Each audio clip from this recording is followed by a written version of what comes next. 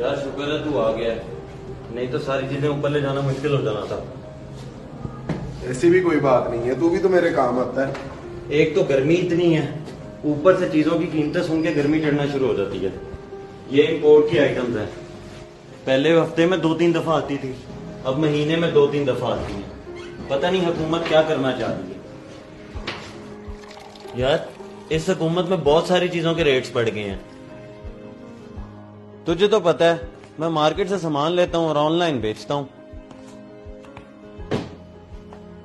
इन हालात में बंदा क्या करे? क्या कर रहा है? तेरे इमरान खान की हुकूमत है, तेरे कहने पे पीटीआई को वोट दिया, जंगी तब्दीली है भाई। सारी चीजें महंगी हो जाएंगी तो इंसान क्या खरीदेगा, क्या बेचेगा? फिर चल मैं तुझे एक कहानी सुनाता हूं, सुन ले, तुझे अच्छी लगेगी। एक बहुत अमीर आदमी था, उसके कोई 20 दुकानें, 3-4 घर, कोई 4-5 गाड़ियां और 5 बच्चे थे। एक दिन ऐसा हुआ, उस आदमी का एक्सीडेंट हुआ और वो मर गया।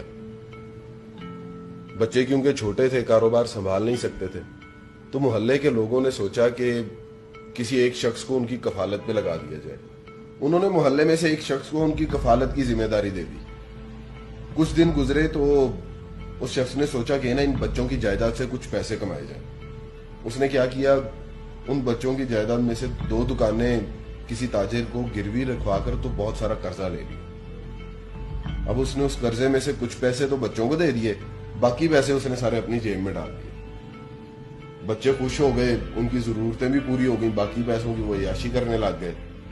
इसी तरह उस शख्स ने उन बच्चों की सारी जायदाद थोड़ी थोड़ी करके मुख्तलिफ ताजरों को दी और बहुत सारा कर्जा ले लिया और उनका कोई मुकम्मल जराए आमदन भी नहीं बनाया। कुछ अरसे के बाद उन बच्चों का चचा बाहर से आया तो उसने उन बच्चों को उनके हवाले किया और खुद वहां से निकल गया, सारा पैसा ले गया। जब चचा ने सारा निजाम संभाला तो पता चला कि सारी जायदाद तो गिरवी रख दी गई है, तो जरिया माश कोई था नहीं। चचा को फिर मजबूरन कर्जा लेना पड़ा और बच्चों को दुकानों पर बिठाया ताकि वो कारोबार भी संभाल सके और जरिया माश भी बन सके और उन बच्चों का मुस्तकबिल महफूज हो जाए। अब खुद सोचो कि जब बच्चों के वो फजूल अखराजात बंद हो गए, उनको वो जिस तरह से पैसे आ रहे थे वो भी ना मिले, तो उन बच्चों ने अपने चचा को क्या कहा होगा? तो बच्चे तो कहेंगे तेरा बेड़ा गर्क हो, तेरा खाना खराब हो, तुमने तो हमसे सब कुछ छीन लिया। वो तो उसे गालियां देंगे। यही इमरान खान के साथ हो रहा है। देखो, चीजों की कीमतें जरूर बढ़ रही हैं, हालात भी बहुत मुश्किल हो रहे हैं, लेकिन किसी को बुरा भला कहने से और गालियां देने से हकीकत बदल नहीं सकती। और हकीकत यही है कि ये हालात पिछली हुकूमतों की वजह से ही पैदा हुए। ये हुकूमत इस मुल्क के लिए वो फैसले कर रही है जो मुश्किल ही नहीं बल्कि बहुत नागुज़िर हो चुके हैं।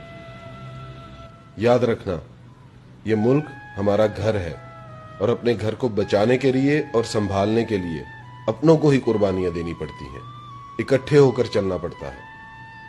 और अगर हम सब साथ मिलकर चलेंगे तो इंशाअल्लाह जरूर बदलेगा पाकिस्तान।